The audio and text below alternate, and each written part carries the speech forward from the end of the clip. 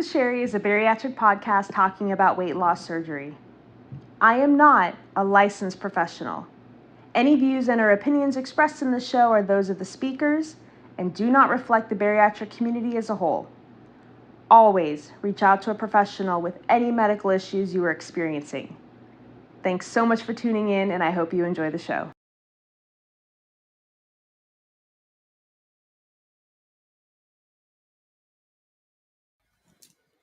Hello, everyone, and welcome to another episode of Unzipped with Sherry with yours truly.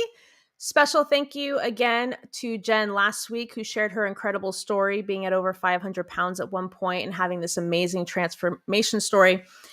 This year, we're going to go back in time a little bit. So one thing that we know on TikTok is how many people are out there having surgery and how many newbies there are out there. So it's very rare, I feel like, that you're finding people who are more than 5 years post-op. And I think that they have so much wisdom and things to carry with them. So I thought that I'm one of the few being like 8 years post-op.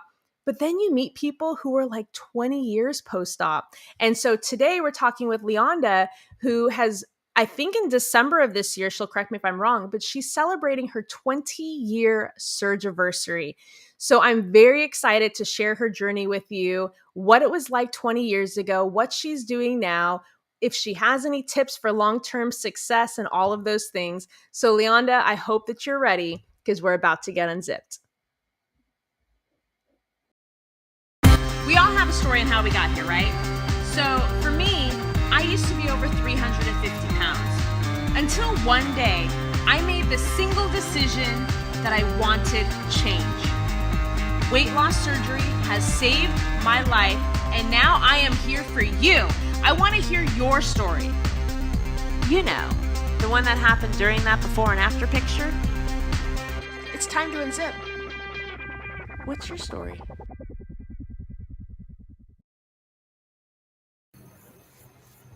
Well, hello, beautiful. How are you today? I'm wonderful. How are you, beautiful?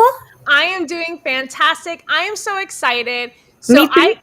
I don't remember what it was, but I came across your TikTok like a few weeks ago, and you were posting videos of like what you were eating. And I think what it was is I think you had commented on one of my videos and you had said that you were like almost 20 years out. And I remember being like, oh my God, like this is somebody I need to talk to. Cause you think that you have all the answers because you've been through all these things. But I was like, you're more than twice more experienced than me in this. So I was like, I need to meet this person. And I had the privilege of getting to know you a few weeks ago, and we've become friends. And I'm just loving everything about you and your story. So first and foremost, thank you so much for joining us today. Thank you for having me. Absolutely. So for people who don't know Leanda, why don't you tell us a little bit about your backstory, like your origin story, and what life was like before you had surgery? How far back would you like me to go? I mean, like, okay, how about this? Have you ever done anything on your own before to try to lose weight? Like, at what point did you start putting weight on? I was a chubby kid. I remember when I was in high school, I think I wore like a size 14 pants. So I was chubby, but I think back then that was kind of average. Yeah. And then I ballooned up from there. You know, I always was a chubby kid and used food to cope with like every emotion. But I ballooned up pretty much in the middle of high school and was 285 by the time I went in to have surgery. Really? Okay. But I've done every diet known to mankind. You know, like most everybody, you should try and lose it on your own before you do a drastic thing like have surgery. I successfully lost 100 pounds on Weight Watchers once, but you know, you get off a diet, you gain it back. And then after that, I used the really dangerous original fen-phen. Yes. It was like speed.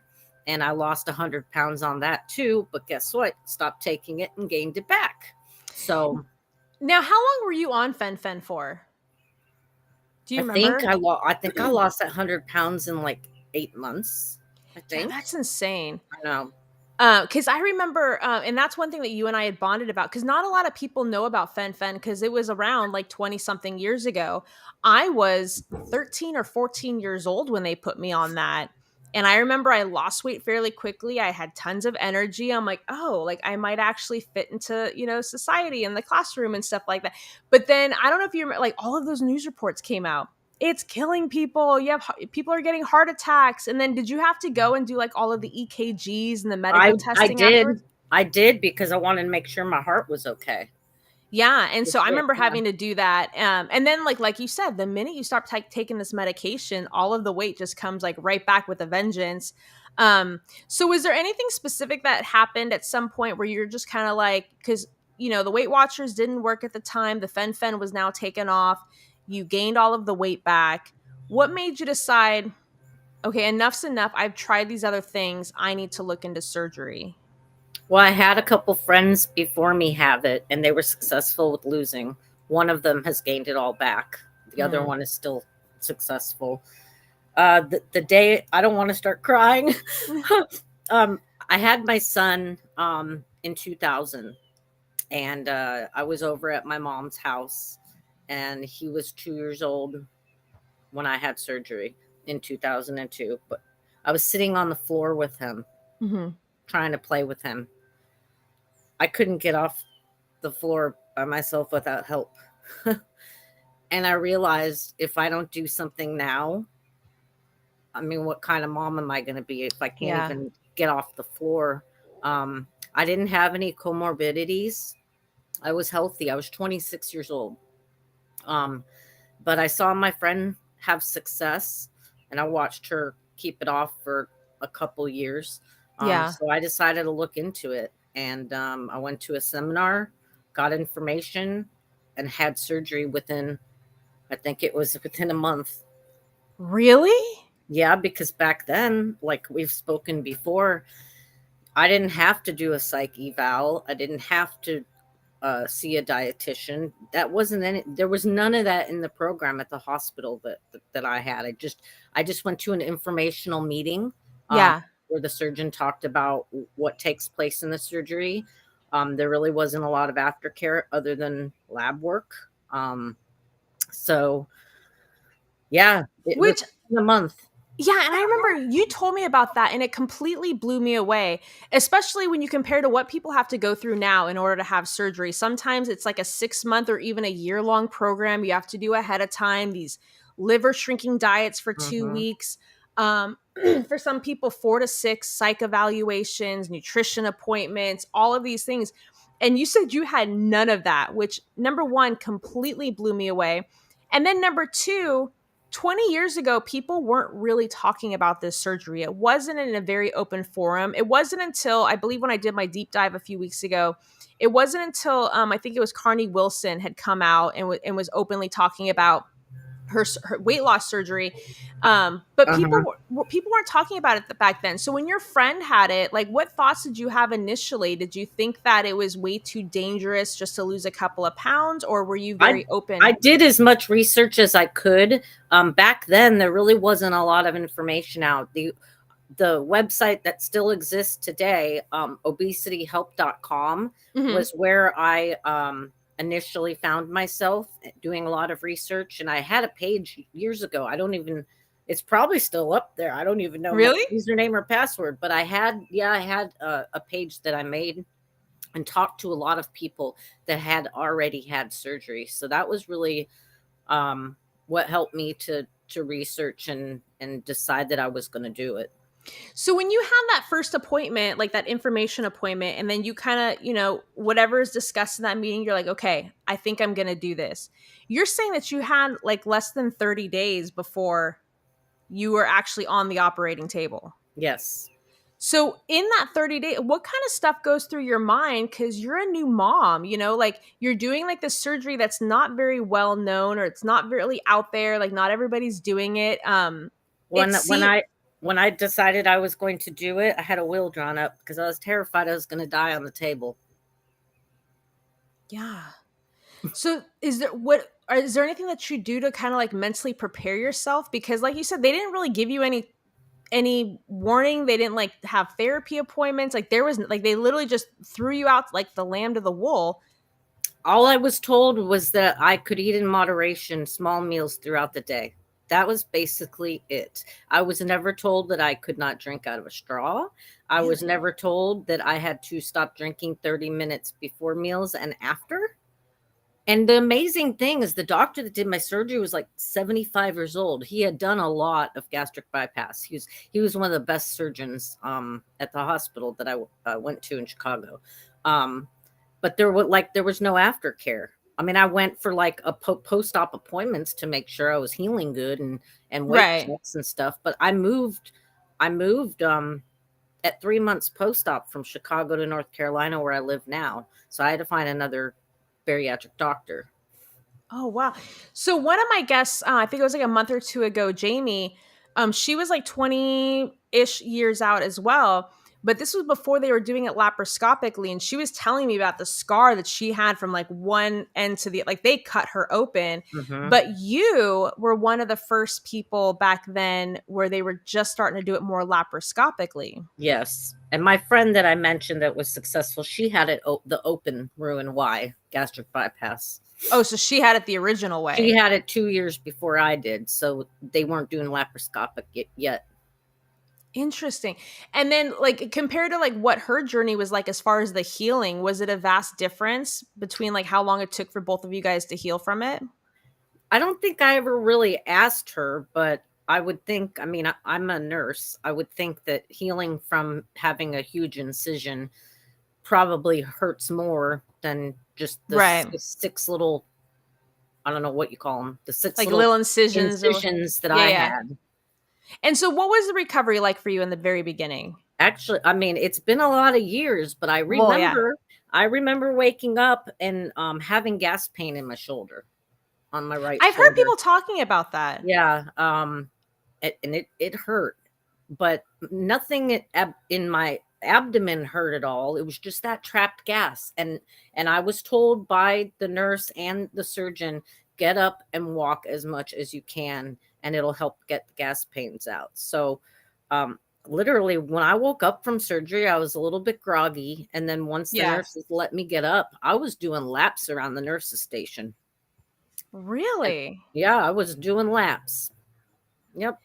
There really Interesting. wasn't a lot of pain, but they probably had me on some pain meds, you know. Right. And especially, we talk about this a lot on the show because we live in a day today where social media and resources are literally seconds away from you. And we didn't have that back then. Like, even 8 years ago, there wasn't Facebook support groups, there was no TikTok. Yeah, you can do some Google searches here and there, but it's not like it is today. So, for somebody who does not have any of these resources, you had no mental prep beforehand.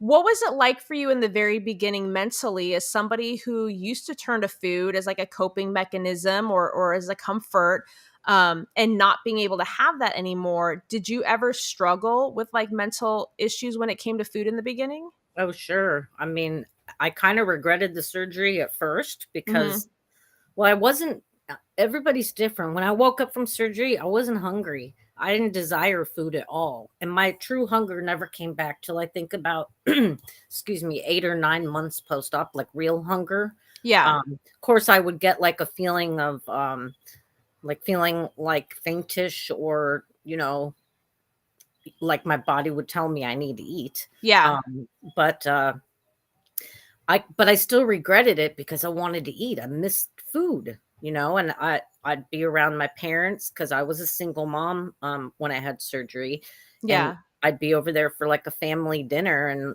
I'm like, I want to eat that, and I can't.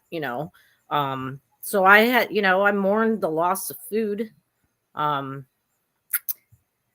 I still love food. I'm a foodie. I just Yeah. love healthy food now. Well, you adapt and you find, Yeah, you find your adaptations of way. your favorite things. Yeah. So because back then, like I said, people weren't talking about it very often. There wasn't a lot of information on it. The people who were around you, like, what was your support system like in the beginning? Well, I told everybody I wasn't ashamed, but I'll be honest. My dad, who passed last year, I'm um, sorry. he was not very supportive. He was always just stop feeding your face with food and Just get put the on a fork diet down. and Mm. move your body. So when he found out I was doing it, he in a not so nice way basically called me a loser, and I was taking the easy way out, which we hear Mm. that all the time, right? Oh, And yes. so it was very difficult that I didn't have his support, but I had my mom's support. I had friends' support. Um, and the beautiful thing about it, and I hope I'm not going to cry, You're is fine. in 2016, I was over at my parents' house on Father's Day, and we were having a barbecue and a swim party because that's what we always did on Father's Day. Mm. And my dad was cooking steaks. And I have a picture to this day that we took together there that my mom took of us. He said, I've never told you this. He says, but I know I was not supportive of you having weight loss surgery. He said, but I'm so proud of you that you've kept off the weight. And that was in 2016. And that was a blessing, to be told that, even Yeah. though it took a number of years. And after that, there were many other times that he said that to me. So I think he was scared, that Of I might course. die, or scared that I'd just, gain it all back. And I know that I it's so hard, especially like your parents are your heroes, like they're your protectors, and when they say things like that, like it hits at your soul, like like it's completely defeating. But I try to always look in hindsight. Like sometimes I don't think they mean it in the way that it comes out. I think Yeah. it's, as a parent, and like you're a parent. Like I'm not a parent yet, but I know like I'm very protective of like nieces and nephews and stuff. Is you would do anything to protect them. And any kind of a surgery, if your child falls and breaks their arm, like you want to take the pain away, you want to protect them. You obviously don't want anything to happen to them. So I can see how some people don't know how to communicate that properly, and it comes off in a very harsh or like whatever they think they can say to turn you away from it, to be like, oh, Right. okay, dad, I'm not going to do this anymore. Um, and it was likely a lot of it was fear, but that's such an amazing feeling to, even if it took, I don't know, like 13 years later or however, long it was, it has to feel good that that it wasn't intentional, but he just didn't understand. Right. And I think that's the case, people that I don't know if I want to call myself a food addict for sure. I mean, I've never been diagnosed with an eating disorder, Right. but never been diagnosed with it. But um, I'm sorry, I just lost my train of thought. What did you just say? I'm sorry. No, I was saying we were just talking about how like, our parents just didn't understand how to Well, yeah, properly like because if they haven't had those challenges with right. food, and they had themselves haven't eaten for comfort or for I ate for every emotion, Right. sadness, happy, it's hard. Life is hard because, if someone becomes an alcoholic, they can quit and they don't ever have to touch it again. But we Mhm. have to eat to live. I mean, Mhm. we have, so it's tough. But yeah, people that just, eat when they get hungry, or eat breakfast, lunch, and dinner because it's, that's just what you do to nourish your Right. body. They don't understand that we had an attachment to food, Right. some kind of emotional attachment. And I mean, I know where mine stems from. Yeah. And what people don't understand too is it sucks that there's such a stigma when it comes to obesity. People will look at somebody who's overweight and automatically assume that they're lazy, they can't put the fork down, they're not even trying. But not only is there serious issues with food addiction, sometimes it's not even a food addiction. Sometimes it's our genetics or like the way that our metabolism is, or people like you and me who've done all of these yo-yo diets. Like back then it was Weight Watchers was huge. South Beach diet was huge. Yes. There was all these miracle drugs at the time, and then after when fen was finally taken off the market, they still keep phentermine, which is used today. They don't use the other one. Right. But then it was hydroxycut and like Xenadrin, I think was a pill, and there was there was all of these fad diets.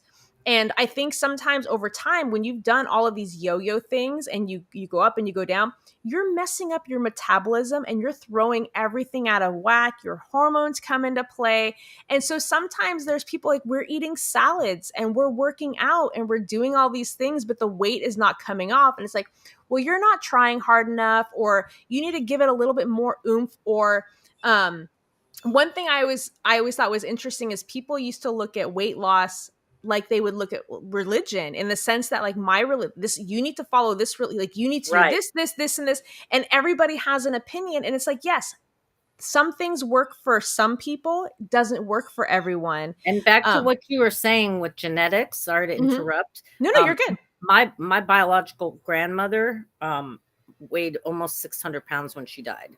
So I do Really? believe that genetics actually do play a big part, because when I was obese, um, I really don't remember eating huge portions of meat of Right. food. I did overeat, and I did eat to the point of like almost being miserable, but Yeah. I wasn't like some people that I've heard stories. I didn't eat a large pizza to myself. You know what I Right. mean? But I think genetics played a really big role for me. 100%. And like you said, people who've never been in your shoes before, if somebody's never struggled with weight gain or obesity or issues, they can't relate. So it's so frustrating when they're trying to imprint their opinions and stuff like that. It's like, unless you've walked a mile in my shoes, you're really in no position to judge anyone. Which is one reason why I love the bariatric community, is we've all been there. We might have all had different reasons that led to our obesity or our health issues, but we can all relate to each other. We know what the struggle was like. We know what it's like to be judged. We know what it's like to have, to deal with this recovery and all of the things that come with it. I'm curious for you, because you might not even remember, it's been so long ago, but did you have any like weird occurrences or like side effects or anything after the surgery? Side effects. What do you mean exactly? Like, I remember there was a period of time, I think it was around month 4, where I would get up. Even if I got up really slowly, I got lightheaded very, very easily, to the point where and there was multiple times where I almost passed out entirely. And one time specifically, I got up to go to the freezer to get a popsicle, and I opened the freezer door, and I almost had like this seizure like experience where my body just started like seizing. And my Wow. husband was in the shower. It scared the crap out of me. The first thing I did was I called my doctor. I'm like, I'm dying. If I Google it, I have a rare disease. But because I had higher blood pressure before surgery, you have the surgery, your body goes through this Yeah. traumatic change. You lose all this weight quickly, so all of your levels are out of whack. And as my blood pressure was becoming normalized, he explained that sometimes it takes your body a while to catch Right. up and adjust. So the lightheadedness was a result of that. So I'm just curious if you had any things like that. The only thing that I remember is just feeling having bouts of being really tired, because you can barely eat anything, so you're not getting many calories in. Right. But I don't remember any side effects per se. But I did want to add one more thing. Yeah. Um, I think we talked about this before. Um, I'm originally from Southern California, where you live. Mhm. And so when you were talking about all those fad diets, being born and raised there, that California is like a health conscious state. Mhm. So I didn't get really large until I moved to Chicago when I was a sophomore in high school. And going to the Midwest is so different than being in Cali, because they eat different types of foods. Right. And so getting out of that health conscious state, and making new friends and going out to eat all the time, and just the food was different. And so I think that played a part as well, as to and people are larger in Chicago than they are in California. Right. So did you notice a difference in how people treated you, like when you were in California versus in Oh Chicago? yeah, like I was always an overweight kid, and sorry, can't talk. No, When you're we good. would go to the beach, Mhm.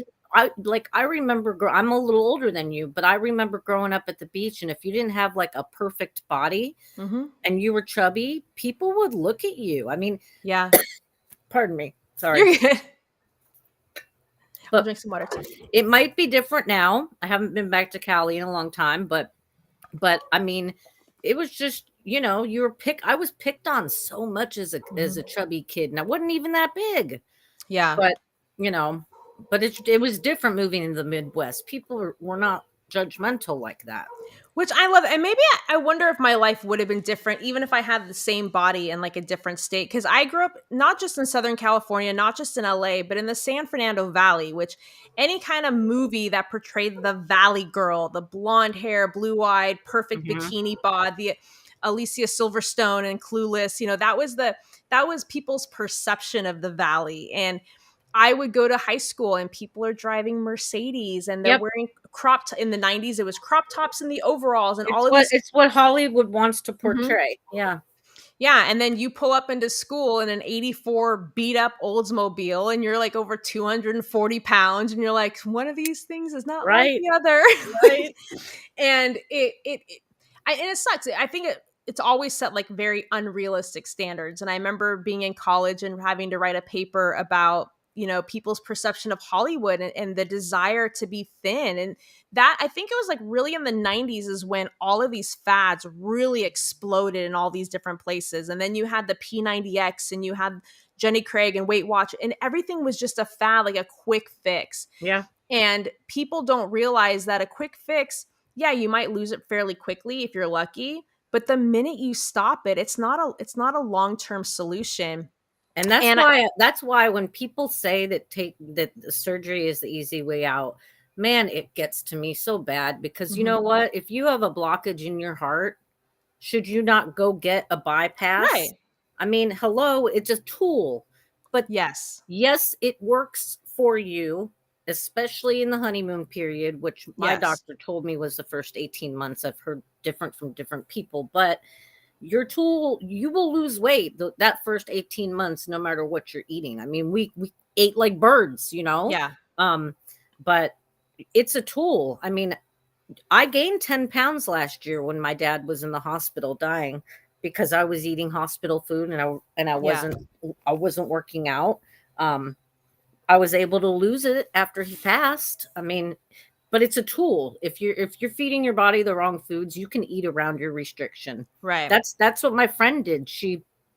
You can graze all day, whether you have sleeve, bypass, the DS, whatever, surgery. You can eat Yeah. around your restriction. She went back to slider foods. Like, I was a carbaholic and not a sugar person. I love You to like sit and eat a carbs. bag of potato chips or Yeah. French fries, rice, um, and I could still right now sit down and easily eat a bag of potato chips. You can Mhm. gain your weight back Mhm. if you're eating slider foods or, bad carbs. I eat carbs, but I eat good carbs. Right. And like after 20 years, you can have some pasta, you can have a slice of pizza. Like you can have these things that people might say To that are a big to a no. point. I can tolerate anything. Nothing makes me sick. The only thing that ever made me throw up was the first time that I had pork. Um, Interesting. yeah, because I think I didn't chew it well enough. I haven't thrown up in so many years, thank God. What did you ask me? Oh, so back to what you're saying. So we hear on TikTok, because that's how we met, Yes. everything in moderation, and that's what all the new post-ops that are, hear from their doctors too. And I agree with that. And I don't knock anybody. I'm not Mhm. the food police. Do what works for you. But Yes. I was a carb junkie. So being almost 20 years out, this may sound strange, but my body is like a machine, which it is really. Yeah. And so I know that if I decide to go ahead and eat a 45 calorie, Sara Lee, I think it's called delightful slice of Mhm. bread, because that was my nemesis. Like, I could eat the hell out of some bread and butter and shrimp cocktail. That was so good together. But anyway, now I want shrimp cocktail. Now I want a Anyway, piece of bread. now can I eat that? Sure. Am I going to Yeah. gain weight? No, it's 45 calories, but it's a carb. And Yeah. so for me, if I make that choice to have an egg and a slice of toast with a slice of bacon, um, I'll enjoy it. But then the rest of Right. the day, I'll physically be craving other carbs. So for me, what works for me is to try and stay away most of the time. Yeah. You know what I mean? Like, I don't eat regular pasta. Um, I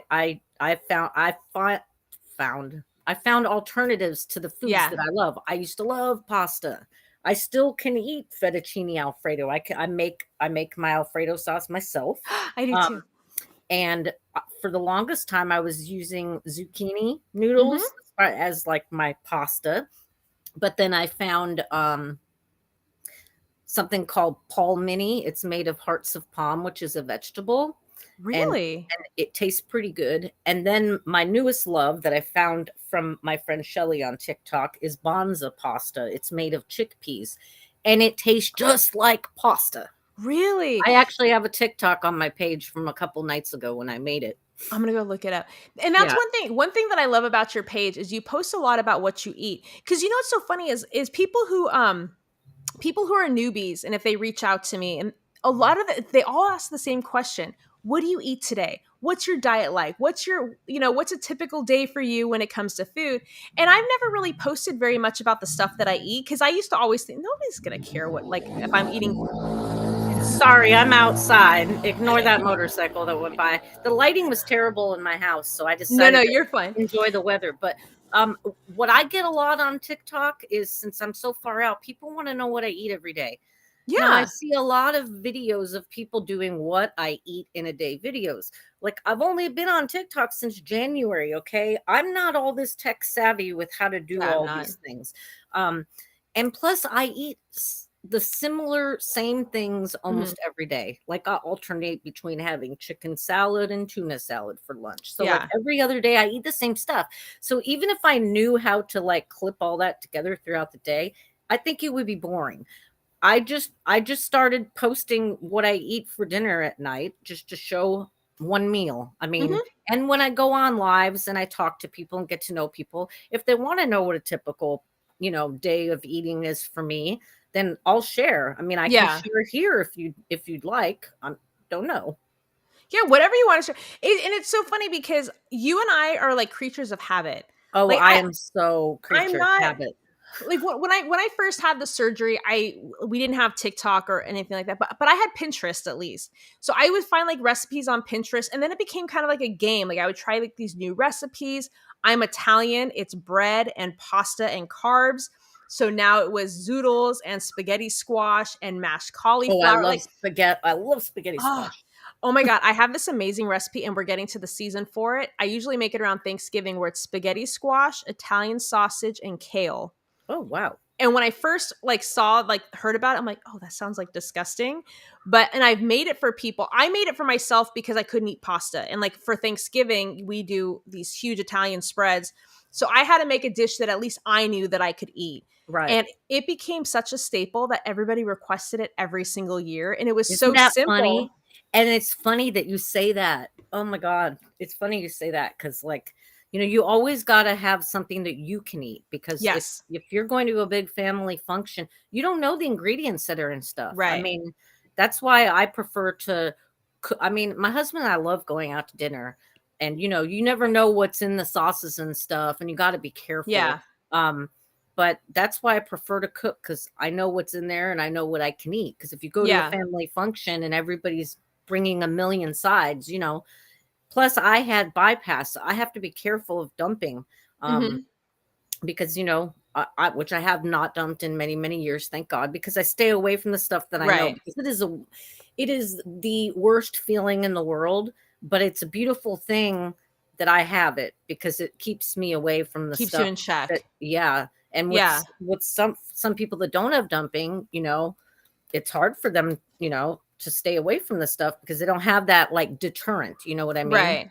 Well, and I will say this, because people who have the sleeve, like I'm a sleever, it's very rare that you have to deal with dumping syndrome, unlike bypass. And I've heard like everybody has like different symptoms of it. Some people get like the cold sweats, like you're literally running to the bathroom.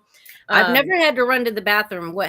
The way I can explain it, I guess from a nurse's standpoint, it's like you're a type 1 diabetic and your blood mhm. sugar bottoms out. So I get Oh, really okay. sweaty. I have to sit down. I can't think. Um, and I literally have to eat sugar to get my sugar to go back up. Really? Yeah, it's really bizarre. Like when I was early post-op and learning new foods, reintroducing Yeah. new foods, you know, I had a few dumping episodes, and so I got a blood sugar monitor, and I would be like in the 40s. Wow. Yeah, so that's No, for me, that's what it would feel like. and one thing, I don't think I've asked you this yet. So you didn't have all of the standard, pre-op appointments or anything like that. What did they give you any kind of like a diet plan? Like in the very beginning, did they tell you to stay within X amount of protein, or like like did you have like the soft and the pureed and mashed stages? I had a little booklet. Yeah, my post-op diet was similar to what I see in, Okay. I see today. Like I was on liquids, I think for 2 weeks, then I was on puree for 2 weeks, then like soft food phase for 2 weeks, and then I could go into regular foods. But what was different for me is I didn't have this 2 week or 30-day pre-op. Yeah, I didn't either. All I had to do the night before, ugh, God, I can taste it right now. It's like what, you're too young, and I haven't had a colonoscopy yet, but I'm supposed to get one. I don't want to. No. Yeah, but I had to drink like the bowel prep stuff that Yeah, people yeah. take before having that colonoscopy, I heard and it it's was like gross. magnesium citrate. It was like a Yeah, bottle, yeah. and they never told me I could mix it with anything, so I drank it straight. I can still taste it right now. So yeah, I was up basically all night peeing out of my what. Well, of course, yeah. And yeah, that was my clean out pre-op diet. See, and I didn't have that either. Like I didn't like the day before surgery, I had no liver shrinking diet, no pre-op, diet or anything like that. Just the day before surgery, it was just clear liquids.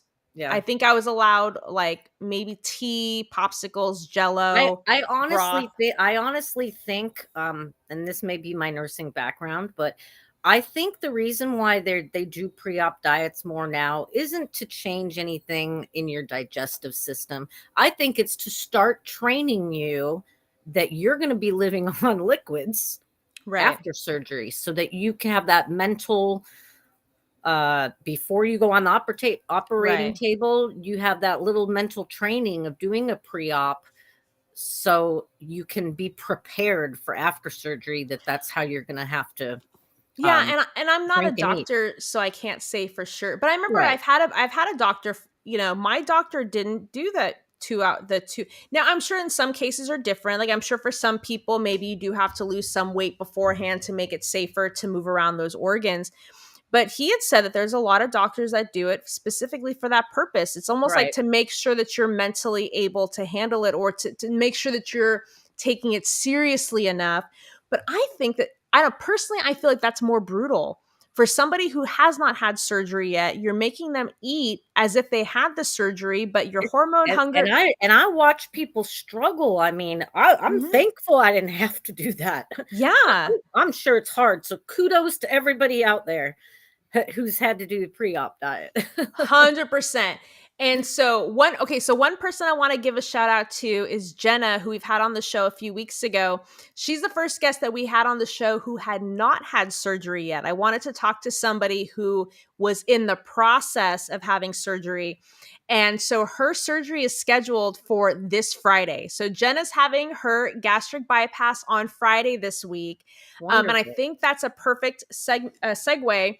So, what advice would you give to somebody who is a newbie who's entering the loser's bench anytime now? What is some advice that you would give them based on what you've learned over the years? Huh. That's tough because I never want to be the food police. Um, oh boy. Yes, we have tiny tummies now, but Mhm. it's still important what you feed it. I'm successful because I focus on eating lean proteins and a lot of vegetables.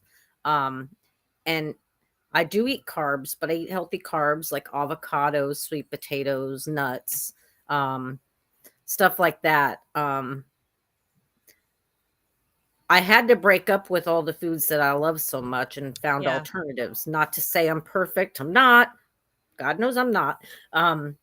But I mean, that's for, farther out Yeah. to be successful. So that's kind of where I'm coming from, I guess, in this chat with you, because that's really all I live now. I'm like a Mhm. machine. I do the same thing every day. You can tell by my Yeah. TikToks. Pretty much, but And it's just routine for me. So I yeah. think once you have surgery, you have to find your way. I mean, it's a journey. It's still a journey, even for me. Yeah, and that's one thing I really wish that people would take more into account. One of the whole purposes that I started this show was especially because social media, everybody talks about bariatric surgery now, unlike we ever had before. Right. But I think what often happens is people will see your before and after picture. I'm like, oh my God, Leanda looks amazing. Go run to the doctor, like, hey, I want what she had. And I think there wasn't enough people talking about how much of the story existed in between that before and after picture, and how much of a lifestyle. It's not like this instant fix. It's not like a fen or a quick fad diet. This is for the rest of your life. And there are people who can have surgery tomorrow. And I've watched people eating the Snicker bars a week out, or eating the fried calamaris and drinking That and and rushing each. And I'm not judging you. Like I am right, not me here to tell either. you. That's why I say I'm not the food police, because when I Right. first got on TikTok, not even realizing this huge bariatric community, I'm seeing this person three months out, Mm-hmm. you know, doing their what I eat in a day videos, eating like junk. And I'm thinking, oh man, I hope once that honeymoon period Yeah. is over that they're not going to start gaining, because you can, even though our tummies are tiny, I could eat an entire bag of Doritos right Mm-hmm. now because it breaks down to nothing. It's Right. empty. Now if I have a steak and our tummies are crazy, right? Like Mm-hmm. I can one day eat 4 to 5 ounces of a fillet, and tomorrow I might be able to eat 2 bites. It's really strange, isn't it? You made me cough for a second. I literally just had this conversation recently. So near my house, we found like this little hole in the wall barbecue joint. Amazing food, and they had like barbecue spare ribs. And I love, like, I'm Italian. I love red meat. I love chicken. I don't eat a ton of red meat, but I was like, you know what? I want to try these little beef spare ribs. And I got it a la carte, and it was like maybe like 4 or 5 of the, like, those little like strip, ribs. My husband was staring at me in awe because I've never been so ravenous when I eat something. Like, usually I eat like a few bites and I'm full. I ate this entire, like, 5 or 6 of these ribs like it was nothing. And he goes, Sherry, in 15 years, I've never seen you eat something like that before. I'm like, this is like the greatest thing. I was so obsessed with these ribs. It's become a staple where we now go almost once a week to this place. But then the second time I went, the day was no different. But after eating 1 or 2 of them, I was like, oh God, like, I'm so full right now. And I was like, how is it last week I ate this entire thing by It's myself, and weird, now isn't this week it? I ate Yeah. 2 and I'm full. I'm like, I'm a stuffed pig right now. Like, it was crazy. And another thing that irks me, it really What irks me irks on you? TikTok, when people do the what I eat in a day video and they're showing their plate. I get it, okay? They're showing their Mm-hmm. plate of food, and then they're showing what's left on it. And it irks me because everybody's pouches Right. or sleeves are different sizes. Everybody eats different portions. And then the food shaming that I see when someone does one of those what I eat in a day videos and Mm-hmm. someone says, you could eat all that? Like, it drives me crazy. I know. I wish, for some people, something happens where you lose all of this weight and you did everything, according to you, right, that you feel just like how it was 20 years ago. Your way's the right way. If you're going to I had bariatric surgery, so you can never have a straw, you can never have carbonation, you can never have this, you have to do, and it's like, hey, everybody's Why? different. Everybody's different. Now, yes, like I said, I wish that people would take more into account that in the beginning, it really doesn't matter what you eat, the weight's going to come off. We watch people eating the pizza and the fried stuff and the alcohol, and they're still losing weight. So there's this false sense of reality Yeah.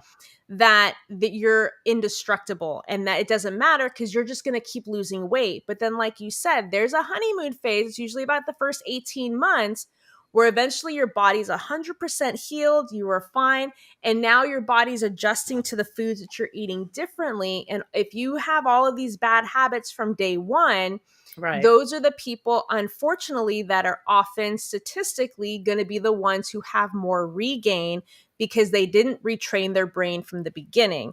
Whereas I was one of those people, I watched somebody that I knew threw up every day for a year after having the bypass. And I was like, why would somebody put themselves through this just to lose weight? I couldn't understand.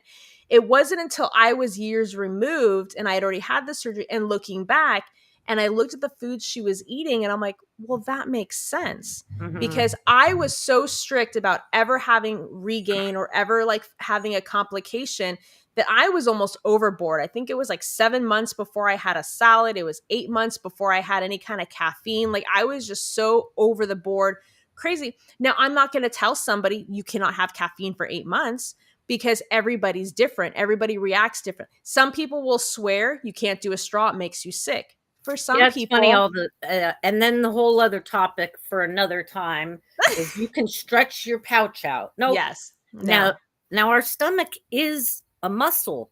So yes, after you heal, it's going to expand a little bit. I mean, can I eat right. more now than I could at 6 months post-op? Yeah, but I never stretched it. No, and I'm really excited because next week I have a bariatric surgeon coming on the show. Cool. And I told him ahead of time that's one of the questions that we get asked all the time is does it stretch?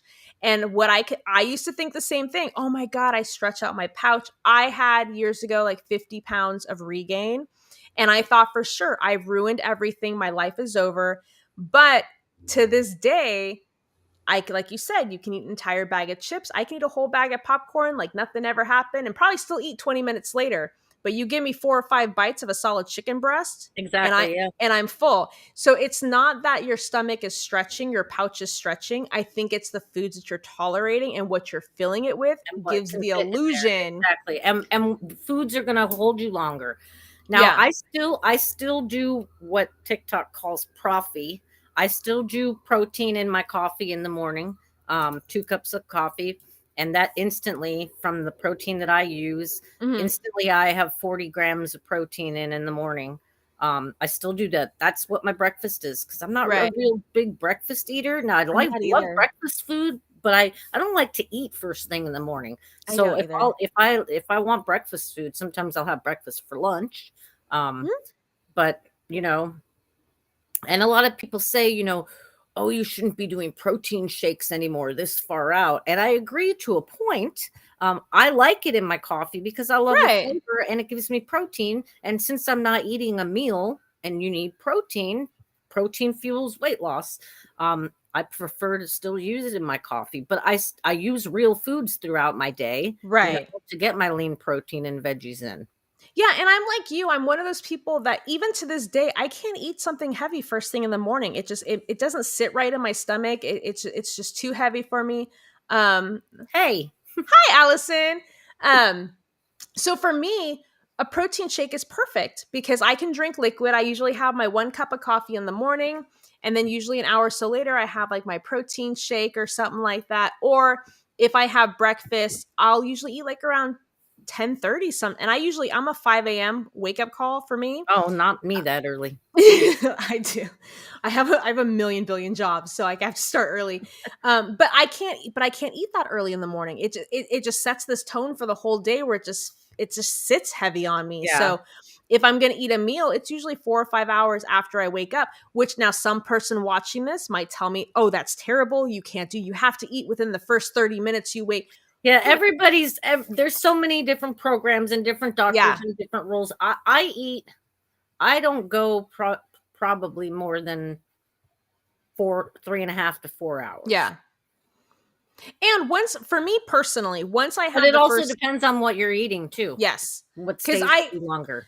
One thing, and I don't know about this for you, but one thing I've noticed for me is that I've been paying attention to in the last year is sometimes I'll eat too much in a sitting, like you're excited, or I still eat too fast once in a while, or I'll eat a little bit too much and you feel like the heaviness, but I'm always hungry 2 hours later.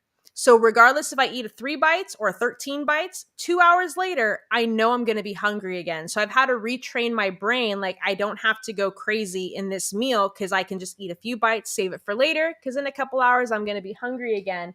Um, Oh, one thing we were going to touch on because I love to talk about this yes. is what I call my fat brain. Yes. And I'm sorry if you don't like the word fat because I really don't like the word No. fat, but I just call it that. It's like you have like angel and then the devil Mhm. here, where my brain thinks, oh, you've been maintaining your weight loss for 19 years, basically. Yeah. Go ahead. You can eat a bag of chips. I You have that deserve it. still to this day. And I'll be like, yeah, I can, but then I'm going to be craving damn carbs the rest of the day. Yeah. So that's something that even with therapy, I still have that inner turmoil in my head, even as far out as I am. Yeah. I look at it like every day we have a choice. Every minute we have a choice to make a good choice, a wrong choice, or you know what I mean? And Yeah. so I am not perfect by any means. Um, I feel good, and I'm such a routine person. That's why I say I'm like a machine, because Yeah. I'm a routine person, so. But And I just wanted to talk about fat brain, because a lot of people think, like, I have times when I'll, like, at nighttime, I mhm. say my kitchen is closed after I eat dinner and I'm only allowed to go in there and get water. I have to tell myself that, Yeah. because I used to be a big snacker at night watching Me TV. too. So, um, that's what I have to tell myself, because I mean, could I snack on healthy stuff? Yes, of course, but I have to really ask Same. myself, am I really hungry, or Yes. do I just want to eat out of boredom? You know Yes. what I mean? So And I've asked myself, when was the last time you ate? And dinner. yeah. Sorry. No, Um, you're good. so and people don't realize, if you're not hitting your water goals, which everybody's water goals are different, so we won't Mhm. go there. But sometimes you can actually be thirsty and think it's hunger. Yeah, I had a bariatric psychologist on before and a nutritionist now, and they both kind of said the same thing, that sometimes when you feel hungry, dehydration has the same symptoms of hunger. So sometimes you have to ask yourself, how much water have I had today? I and I do the same thing too. Is I'll drink water first. And if 20 minutes later I'm still feeling hungry and I've had water, okay, then maybe I'll go and eat something. But I kind of go through like this checklist before. And trust me, I'm not perfect, and I never Mhm. claim to be perfect. No, And me either. and I totally understand what you mean by the fat brain, because there's certain moments, especially if you're at an event like a Super Bowl party or the holidays, especially, and you're like, it's okay. I've been really good all year. I can treat myself I like mean, I'm not. I don't deprive myself, like at the holidays. I'll make a Yeah, sugar-free dessert right. that I can eat. But for me, I think I can handle it. And I'm like, oh, I can have some of this because, I'm nothing's gonna happen. And every single time I feel sick afterwards, or it's that one extra bite too much. And Right. I'll joke, why'd you make me eat all that? And they're like, dude, I didn't like shove this down your mouth. So I still struggle with that, like eating Yeah. too fast or eating too much.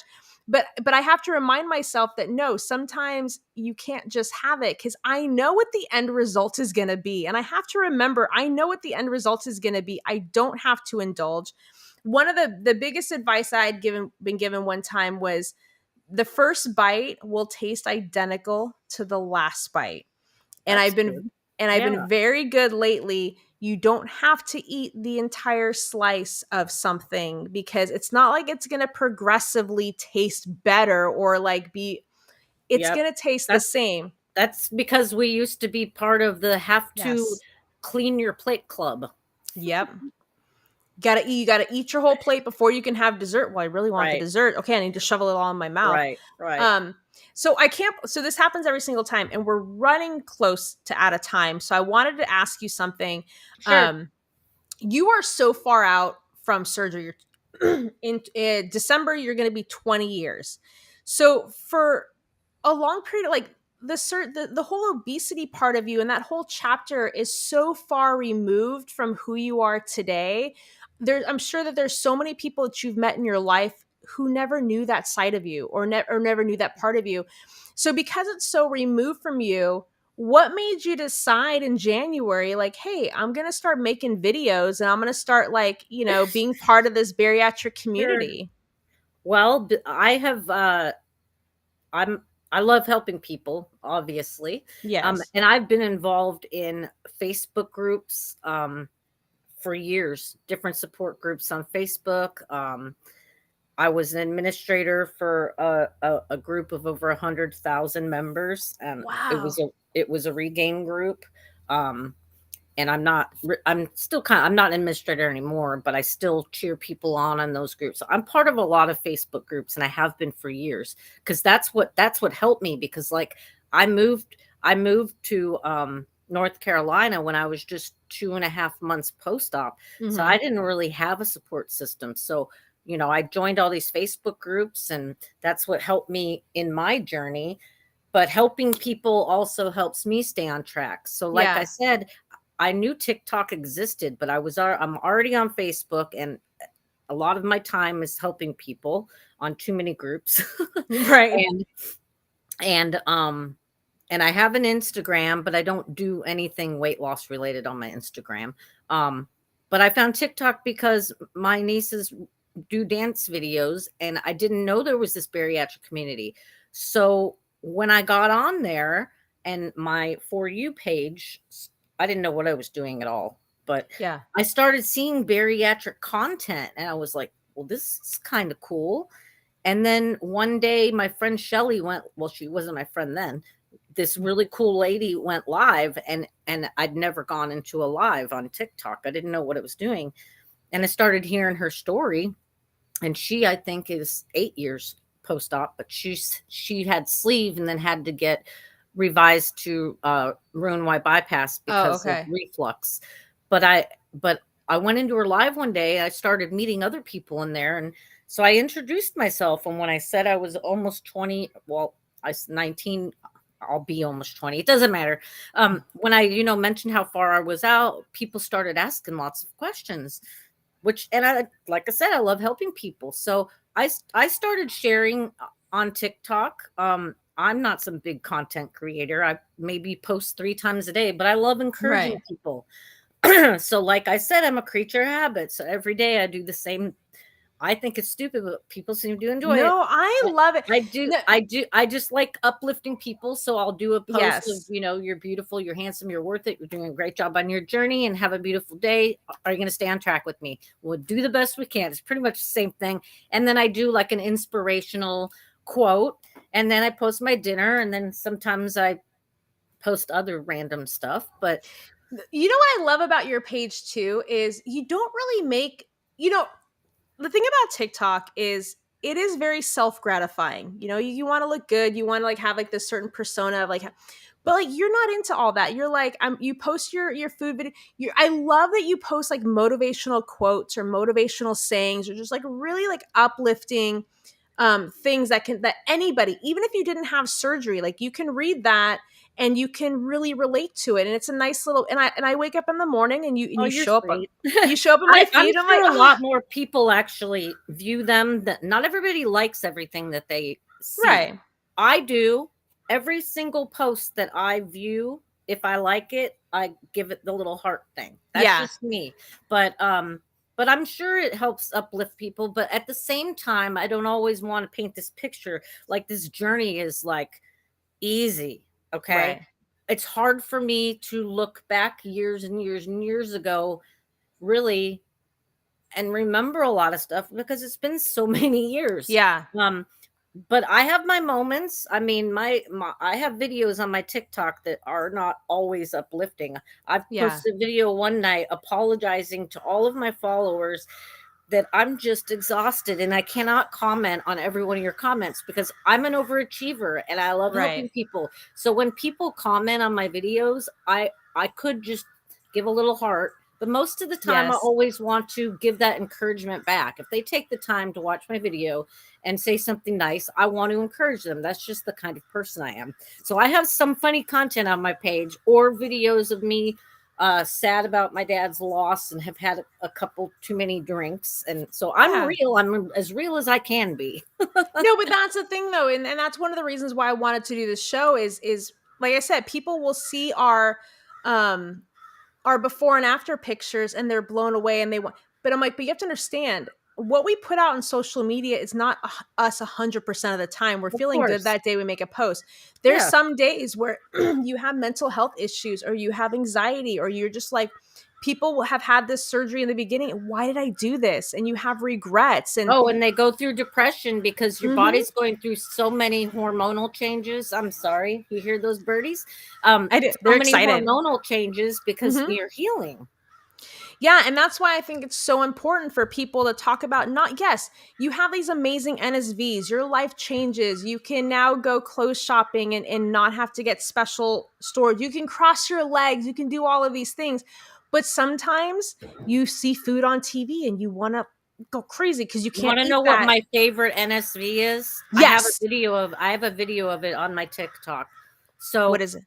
well, my son was 2 years old when I had surgery, and I Mhm. remember being out of breath carrying him, at a zoo or wherever else. I'd be out of breath because, I mean, carrying a 2-year-old, you know what I mean? Mhm. I mean, I'm saying after I healed and everything after Right. surgery.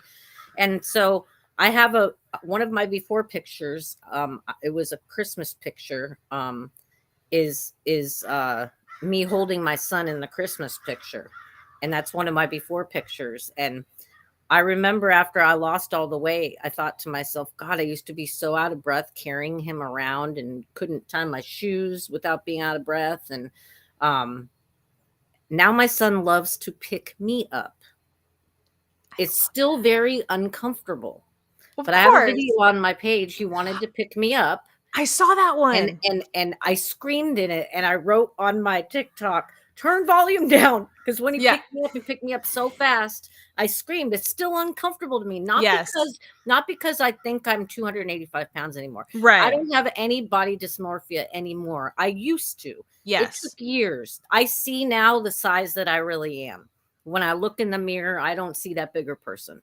Right. But it took years. I mean, years and years for that to go away. But that's my favorite non-scale victory. Even though it's I uncomfortable, it's just, I don't know. It's just No, I fun. love that because I don't know if I've talked about it on the show before, but I had an incident one time being at a grocery store, and I think it was Mother's Day, and I was in the water aisle, and I was in a rush, and water must have spilled on the floor, and I slipped, and I totally ate shit, and it was probably all on camera, but I was over 350 pounds, and so people are starting to come up to you, and you're so embarrassed because nobody can help you up. And it's almost like no, just like I'm good, like I'll figure it out or whatever. And like I felt, and I hate it's gonna come off as mean, but I felt like this beached whale, like trying to roll over, and like you do the knee, and people like are offering to help, but you're like, no, I feel like that's gonna be worse because if you're trying to help me up and then I pull you down because of my weight, I'm gonna be so mortified. And it was such a humiliating experience. And then afterwards, I'm like, that shit was on camera. Like, that there's people probably watching it later and laughing. So one of my favorite NSVs post surgery was my husband picked me up. And I was like, I've never been carried by a man before, or a piggyback ride, or anything like that, because that was never an option. So I remember there was a picture I posted on Instagram of being in a hotel room, and I was like joking, I'm like, one day a man will be able to carry me, and he goes, I got you. And I'm like, no, no, no, no, like we're not there yet. And he goes, I got Isn't it? you. It's funny though. Like I know I'm not that weight anymore, but it's just, I Yeah. don't know. It's hard to understand, but It's so weird. But I can't believe that we are completely out of time. I Um, know. I you feel like I didn't even talk about anything. I know it goes by so quickly, but I'm gonna assume that you're gonna come back again and you're gonna chat with me again. Sure, of course. Okay, good answer. I I was really appreciate. nervous in the beginning, but I now know even you though were, I but know I this is told you live, it's just gonna be you and me, like and I told you the hour's gonna go by so quickly. Um, And then first and foremost, obviously, again, thank you so much for being on the show today. thank you. If you have not seen Leanda's TikTok, make sure you go check it out. She's fantastic. And what is it? The It, handle? Leanda, Leanda, Griffin, Griffin 17. Yes. And let me warn you. So she uses one of two songs when she posts her dinner videos. And I have joked with her all the time. I now will be in the middle of the afternoon and I hear this, and you've got that yummy, Yummy, yummy, yummy, yum. And yum. I'm like, ah, she got it in my head I again. told you, I'm a creature of habit. I know. I alternate between that and the delicious song.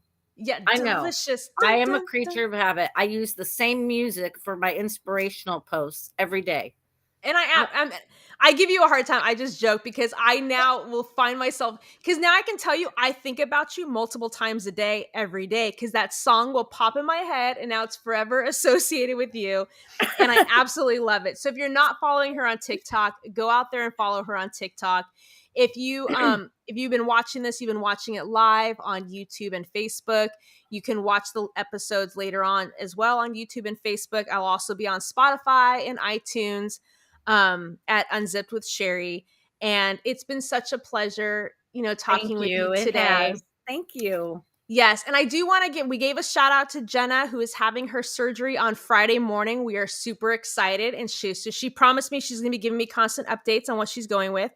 And I wanted to give another shout out to Ken today, who just had skin removal surgery. Woo. And I was lucky enough to talk to him right before I came on the show that he is out of surgery. Everything went fantastic. And we can't wait to have him on the show later and hear all about his experience, because I have not had skin removal surgery and I would like to have it. And I want to know all the gruesome and gory details that come along with it. You can have me back on. I had skin removal surgery.